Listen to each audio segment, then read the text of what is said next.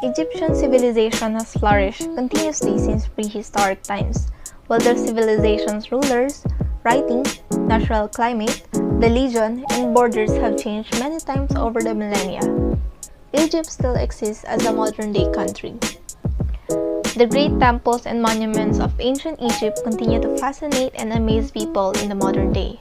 The sheer size and scope of structures like the Egyptian obelisk and the Colosseum of Memnon are inspiring and naturally encourage questions regarding how they were built, which has given rise to many different theories as to their construction, while a number of very significant questions remain unanswered. The simplest explanation for many can be found in ancient Egyptian inscriptions, texts, wall paintings, tomb inscriptions, art, and artifacts. The ancient Egyptian had an extraordinary command of science and technology. Papyrus. Papyrus was used as a writing material as early as 3000 BC in ancient Egypt and continued to be used to some extent until around 1100 AD. Although it was produced exclusively in Egypt, where the papyrus plant grew, papyrus, the writing material, was exported throughout the classical world, and it was the most popular writing material for the ancient Greeks and Romans.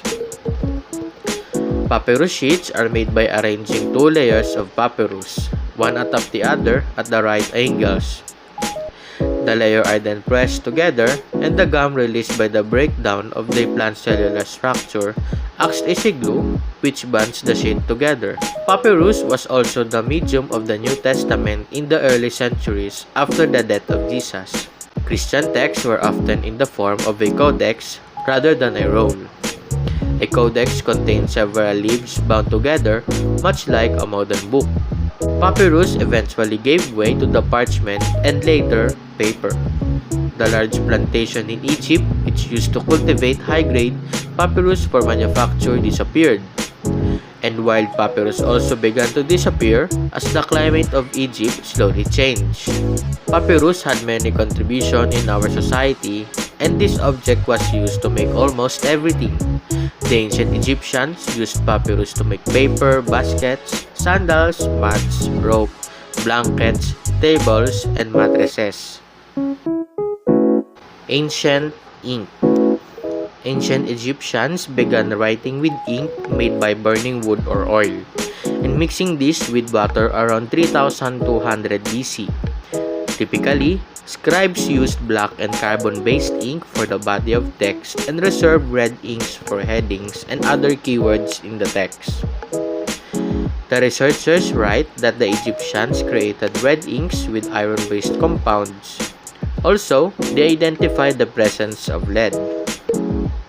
The ancient ink's lead pigments appeared to wrap around the papyrus cell wall and iron particles. This find indicates that the ancient Egyptians devised a system of adding lead to red and black ink specifically with the purpose of binding words to paper. By the use of ink, ancient Egyptians expressed themselves by writing, and also, writing is the greatest contribution that Egyptians made, according to a study. Which also, ink had a great contribution on our society. Hieroglyphics.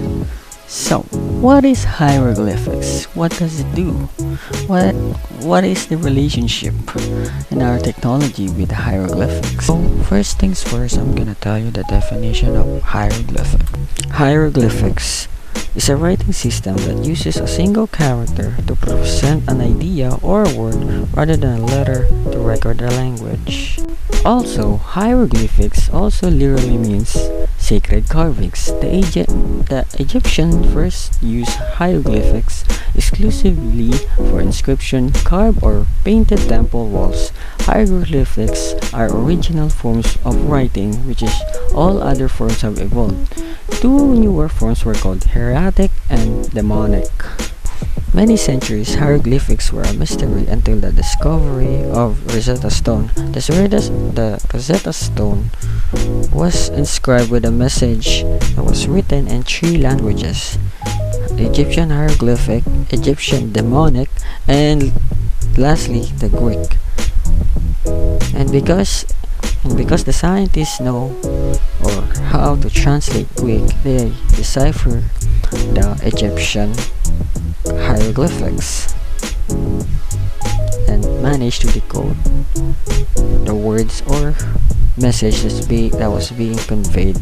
All that knowledge, now that we know that what is hieroglyphics or ancient Egyptian hieroglyphics, how does have any effects to our technology today, or what does hieroglyphics contribute to our technology today?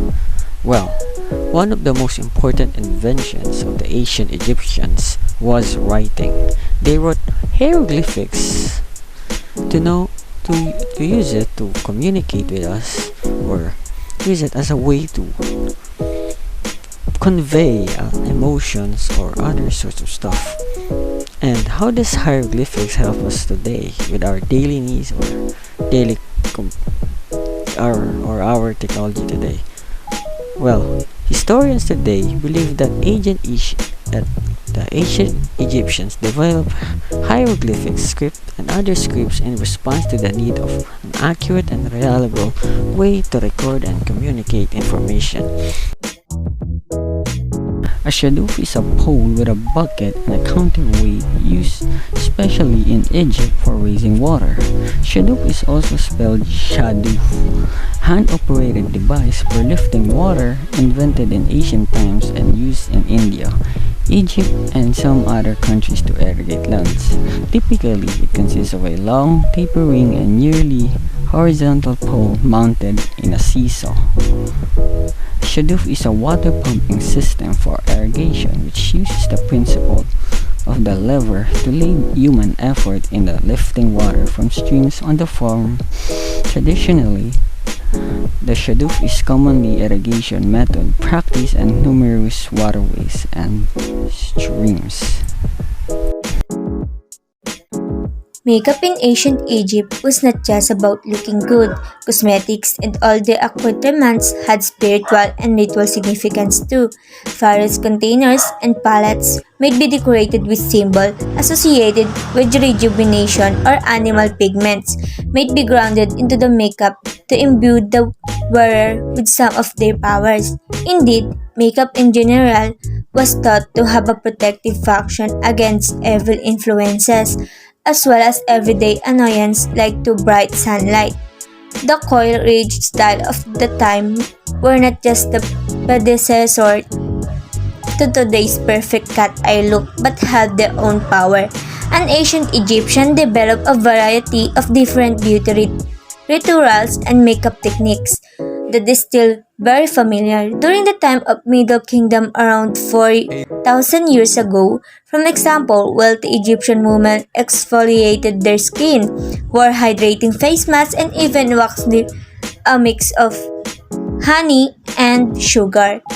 A technique that, believe it or not, has recently made a comeback as an alternative to hot wax. After such preparation, her servants might apply a shadow, red lipstick, and of course, the characteristic black eye makeup, known as coil, that protected the eye from the desert sun's glare and highlighted her figures. And don't be mistaken, it was not just women who were so attentive to their makeup.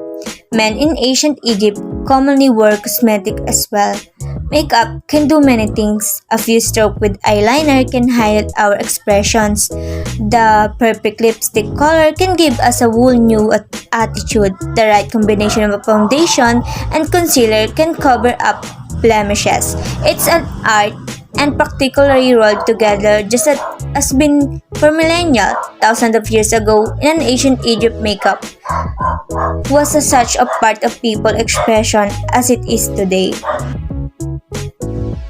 In an ancient Egypt, both males and females wore wigs made either from human hair, sheep wool, or vegetable fibers, depending upon their social status.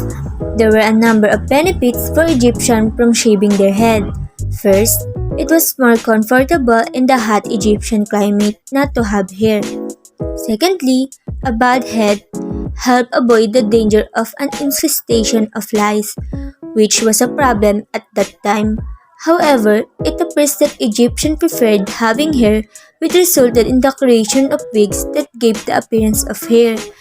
The new wigs also protected the Egyptian bad health from the brutal sun. Wigs become part of daily wear for the Egyptian people, indicating a person's status as well as their role in society or politics. Women wigs were adorned with braids and gold, hair rings, and ivory ornaments, making them more stylish than men's wigs.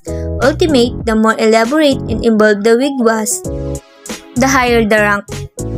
A slave could never have the same stylist as the free person, and the lower class could never have the same style of hair as the upper class. However, there were some similarities between them, like nowadays, most people try to follow the same fashion. People who belong the upper class like to possess many wigs. The more wigs they own, the higher their status was. Decorated with hair bands ending in tassel with added braids and curls. Over time, the wigs gradually become bigger and bigger. Water clocks were among the earliest timekeepers that didn't depend on the observation of celestial bodies. One of the oldest was found in the tomb of Amenhotep I, who ruled around 1500 BC, later named clepsydras by the Greeks, who began using them about 325 BC. These were stone vessels with sloping sides that allowed water to drip at nearly constant rate from a small hole near the bottom. Other clepsydras were cylindrical or bowl-shaped containers designed to slowly fill with the water coming in at a constant rate.